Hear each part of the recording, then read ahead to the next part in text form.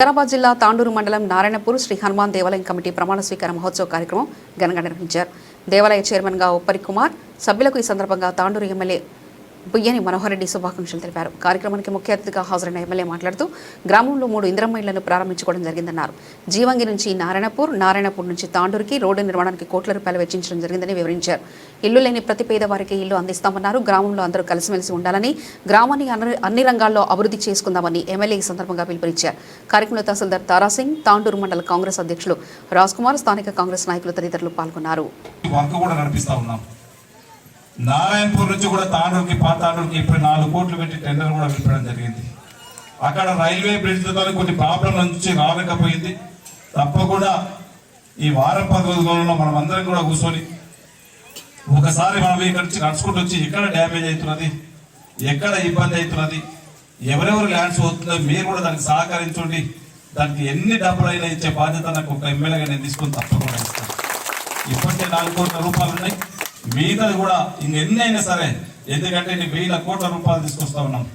ఈ రోజు జీవనికి నుంచి కనెక్టివిటీ ఈ రోజు నారాయణపూర్కి తీసుకొస్తున్నాం. జీవనికి ఇక్కడ కొడితే 15 నిమిషాల్లో ఈ రోజు నారాయణపూర్ రాగలడానికి మీకు అంత మంచి రోడ్ చేస్తున్నాం.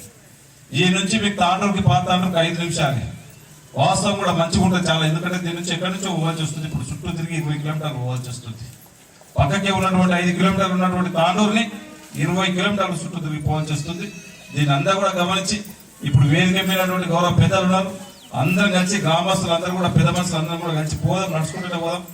ఎక్కడ ఇబ్బంది అవుతుందో ఆ ఇబ్బందిని వాళ్ళతో మాట్లాడదాం. మీరు కూడా అందరినీ వాడిని ఒప్పించే ప్రయత్నం చేయండి. ఖచ్చితంగా వారికి అక్కడ నష్టం వస్తుందంటే మనం ఆర్థికంగా కానీ గవర్నమెంట్ పరంగా కానీ వాళ్ళకి ఎలాంటి లాభం చేయాలన్నా కానీ తప్పకుండా చేసే బాధ్యత నేను తీసుకొని ఖచ్చితంగా చేద్దాం. ఈ గ్రామానికి కనెక్టివిటీ అందరం ఏముకుంటూ నీకు ఇబ్బంది అందరం కలిసిపెట్టిగా ఇప్పుడే చెప్పిండు. మేము ఎలక్షన్స్ అప్పుడు ఎవరి పార్టీ వాళ్ళు ఉండాలి. ఎలక్షన్స్ అయిపోయిన తర్వాత తప్పకుండా జెండర్ కండవాలని పక్కకెట్టి అందరూ కూడా కలిసిపెట్టి, మీరు కానీ యువకులు ఉన్నారు, అమృత కొడుకు రాజు, వీళ్ళందరూ కూడా అవుతారు, యువకులు ఉన్నారు, గ్రామ పెద్దలు ఉన్నారు. మనం అందరం కూడా కలిసి ఏ విధంగా గ్రామాన్ని డెవలప్ చేసుకోవాలన్న వాటర్ సమస్య ఉన్నట్టు ఖచ్చితంగా మీకు వారి దగ్గరనే ఉన్నది. ఒక బావి కావాలంటే శాంక్షన్ ఇద్దాం. పైప్ లైన్ లేకుంటే కూడా మళ్ళీ మంచి పైప్ లైన్ ఇప్పించే బాధ్యత నేను తీసుకుంటాను. పర్మనెంట్ మంచి నీళ్ళు తప్పించే ప్రయత్నం ఖచ్చితంగా ఒకేలాగా నాకు బాధ్యత ఉంది. నేను ఖచ్చితంగా మీకు ఇక బావి జరప బోర్ కావాలంటే కూడా ఇమీడియట్ బోర్ ఇప్పిద్దాం. దానికి మోటార్ కావాలంటే కూడా ఇప్పించి మీకు మంచి నీళ్ళు ఇప్పించే ఏర్పాటు బాధ్యత తీసుకుందాం. కరెంట్ లేదని చెప్పి రాజు కానీ మీరందరూ కూడా నా దగ్గర నిలబడి రావడం జరిగింది. ఎంబడే కరెంట్ ట్రాన్స్ఫార్మర్ కూడా రేపు మాకు తొందరగా ట్రాన్స్ఫర్ అయిపోతే ఆ కరెంట్ ప్రాబ్లం లేకుండా చేపిద్దాం. ఇంకోటి కూడా ఇప్పుడు కాశీపూర్ నుంచి వచ్చే రోడ్డు ఇబ్బందికరంగా ఉంది, దాన్ని కూడా శాంక్షన్ అయిపోయింది. ఆ రోడ్డు కూడా 45 లక్షలు టెండర్ ప్రాసెస్ లో ఉంది. అది కూడా కంప్లీట్.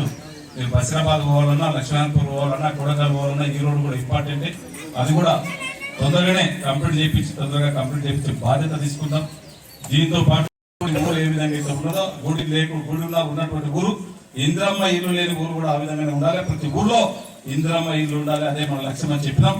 దాంట్లో అదే సంకల్పంతో ఒక్కొక్కటి ఆర్థికంగా ఇంత ఇబ్బంది ఉన్నా, ధనిక రాష్ట్రాలున్నా 8 లక్షల కోట్లు అప్పు చేసి మనకి ఇచ్చిన ఆ రోజు ఉన్నటువంటి సంక్షేమ పథకాలు అన్నింటినీ కూడా అన్ని సంక్షేమ పథకాలు కొనసాగించుకుంటూ ఆ రోజు మనం కూడా చెప్పినాం. రేషన్ కార్డు ఇస్తామని చెప్పినాం, ఇచ్చినాం. ఈ రోజు సన్న బియ్యం ఇస్తామని చెప్తున్నాం.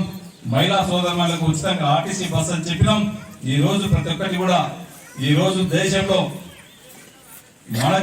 మన తెలంగాణలో ఒకరోజు మన తాను పండించినటువంటి ధాన్యం ఒకరోజు భారతదేశానికి సరిపోకుండా ఈ రోజు భారతదేశానికి ఆహారం అందించే గుర్తమైనటువంటి ఈ రోజు ధాన్యం దేశానికే సరిపడిన ధాన్యం మన తెలంగాణ పండిస్తున్నట్టే మనం ఎంత రైతాంగం ముందుకెళ్ళిందో ఒకసారి ఆలోచన చేసుకోవాలి.